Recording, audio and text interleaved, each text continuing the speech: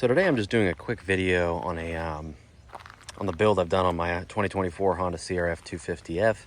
So far, kind of doing a more enduro style build, long distance trail riding build. Bike's very fuel efficient. But I made a number of modifications so far since I bought it last year. I've owned it for almost a year now, and it's been an awesome bike. I took it to the trails out in West Virginia, the Hatfield-McCoy trails. I've ridden it in some trails in South Carolina, and of course here in Virginia as well. And in a couple months, I'm going up to Vermont. I'm going to ride a bunch of the trails up there and visit some family.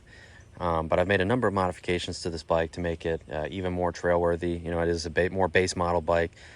Some of the mods are, of course, aesthetic, make the bike look better, in my opinion. Looks are subjective. But a lot of them are functional, and I have more mods coming soon. This is just kind of a, I'm partway through the build. Let's do a mod video. So if anybody has any questions, or if any mods stand out to somebody, or if someone's considering doing one of these modifications, then hopefully I can answer your questions. We'll start at the front of the bike and work our way back. We'll start down low at the bottom. Just kind of start here and go all the way around. Starting at the fork here, one of the modifications I've made is adding some Showa fork decals. I bought these off Amazon. Had to do some trimming to get them to wrap around the fork legs, because these are made for usually an inverted fork, where they would mount up here just below the bottom triple clamp. But I trimmed them up. They stick good, they fit good, they look good, and they show absolutely no signs of peeling or coming off. So in my opinion, it was a modification worth making. I've pressure washed them a couple times and have absolutely zero issues with them showing any signs of coming off. So pretty happy with those. I bought those on Amazon.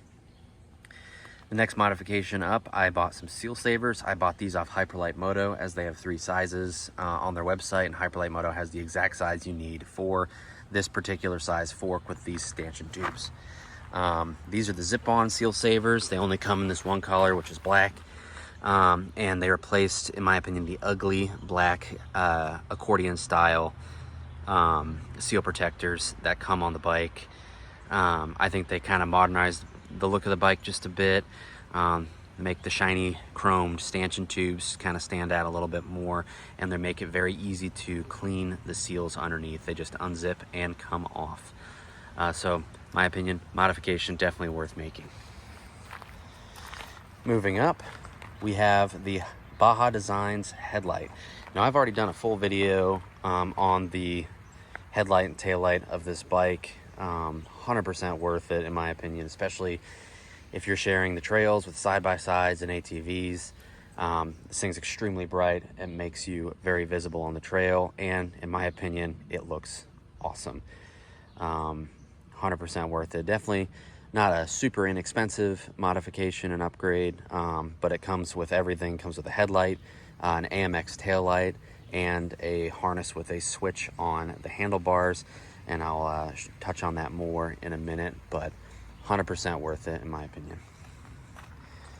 Moving up again, we have the Tusk Deflex Barkbusters.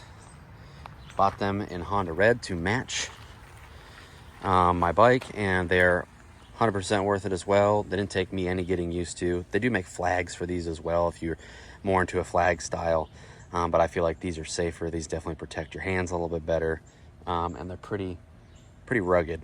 As you can see, this one's scuffed up. I've already made use of them one time, and they saved my hands, so definitely a mod I would consider making to this bike if you do lots of trail riding.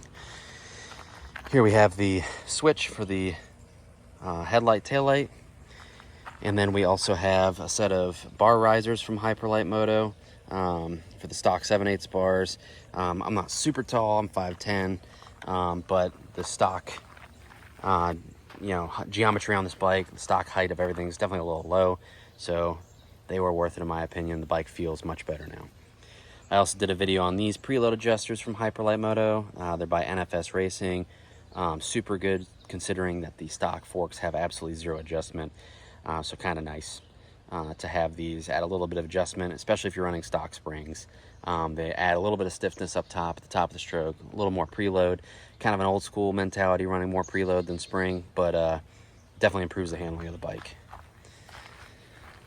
Moving through the video kind of fast because it's 1,000 degrees out here. We're in the middle of this heat wave. It's close over 100-degree heat index. So another modification I made is this charger and my cell phone holder.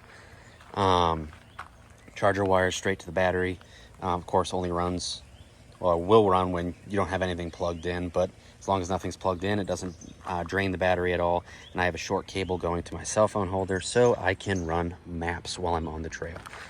Love having my OnX up. OnX drains the battery on your phone because it's running GPS. So again, modification worth having if you do any serious trail riding. Moving back, there's the AMX LED tail light and the wire that runs for that. And then the final modification I made, besides some of these stickers, which that's not really a modification, same with the Showa fork decals, but they make the bike look nice. I did a full video on this, and I have some exhaust videos, is the Bremer Power Pulse insert. Definitely makes the bike a little louder. Definitely gives you a little bit more in the mid-range. I definitely feel a difference power-wise, especially down low and mid. This thing tractors like crazy, but having that totally transformed the performance of the bike, in my opinion. Just worth having. Eventually I'll probably do a full exhaust, and then some upcoming mods besides the full exhaust: 48 tooth rear sprocket, quarter turn throttle, and there's one other thing. Oh, springs in the front mainly. I don't feel like I bottom the back out as much as I do the front. The front suspension definitely takes the brunt of the abuse, so that's going to be the next modification. So again, replacing the stock 50 tooth sprocket with a 48 tooth. Get a little more top end. I feel like this bike's still going to tractor, but then at least I'll be able to get over 70 miles an hour, which is good for them. Treks down the highways, in between trails in places like Vermont and West Virginia where it's legal to ride on the road. It's nice to have that little bit of extra gear to make that a little more comfortable. So if you have any questions about any modifications, or if you think about making any of these modifications yourself, throw a comment in the comment section. I'll try to answer it. I have more parts coming for this bike soon.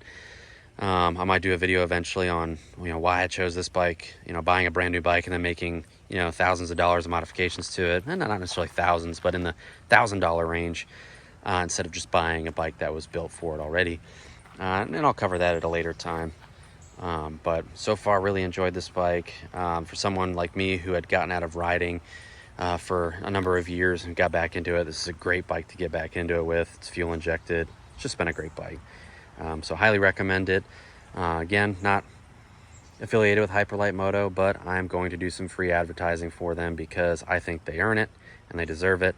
If you have a CRF250F, a CRF230F, or even now a KLX 300R, go to their website. They have lots of parts for you guys. Lots of good upgrades. Highly recommend them. All right. Thanks for watching. See you next time.